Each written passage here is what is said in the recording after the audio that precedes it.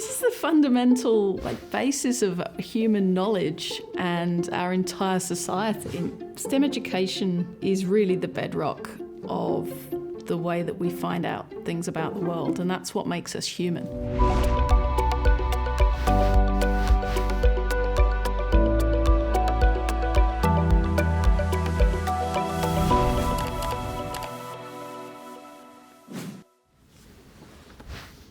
Is STEM education the equivalent of an Instagram selfie?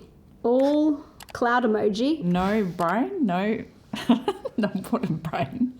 What's this? Clouds? Cloud emoji and no graduation emoji. All fluff and no substance. I'm guessing that's what the emojis mean. I think sometimes STEM education can become a bit fluffy when you start to see those little STEM challenges or little activities where you get these little packages now where here's all these STEM challenges, and that is a lot of fluff. I think STEM can be perceived as a bit of a buzzword, and in some ways I'm okay with that because it means people are actually talking about it now. When not done well, it can be. That's where it needs that rigour around it. It needs to be teaching clear academic concepts, but it also needs to be engaging and fun as well. So it's trying to find the balance between a fun and engaging STEM project, but still allows for students to develop conceptual understandings in those areas. So we go to the next question. Next question, let's do it. All right.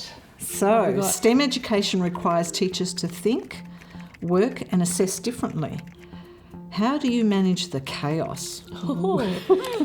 I don't know, I'm not a teacher and I'm very, very in awe and admiration of those who are. Managing the chaos is actually then how do you actually get the system to recognise that's important. So teachers will be asked to assess in science, they'll be asked to assess in maths, and they'll be asked to do all of those things individually.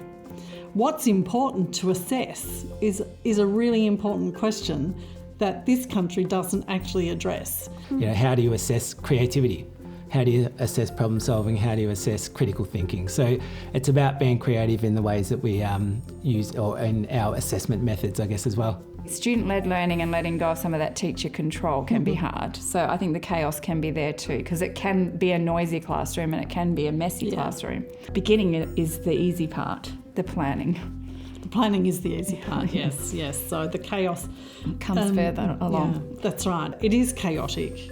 Sometimes you're going to fail, and as a teacher, that can actually be quite a big leap of faith. Someone said to me once about if it feels like it's chaos, then you're doing it right, because everyone should be working on something different. Your job as the teacher should be just to ask the right questions. Okay. What's your advice to STEM curious teachers? Oh, I love that word, STEM curious. Be curious. Get in there, get your hands dirty. If you do it wrong, it doesn't matter. There is no wrong in science. That's right. Because it's about trying things and finding out. Yeah, get in the learning pit. Curiosity is a great skill set to have in STEM, and my advice would be actually go out and talk to engineers and talk to people who do this as a job. Don't need to have anything fancy to do STEM education. It doesn't need to be high tech. It's just more about the thinking and more about the process. Highly recommend the idea of quick wins. What can you do straight away that you can help to get a little win this week, and how can you have a quick win for the next month or so? And that's how you start getting those baby steps and starting small to build something bigger. Yeah. So even if you just change one thing, it's a start. Have confidence in your ability. Continue to be curious. Embrace the curiosity. It's really not some big scary thing, and connect with other people that are already doing STEM education, whether it's online or in your community, because no idea really is ever unique. Someone's already done it. So you just grab ideas from other people and then you adapt.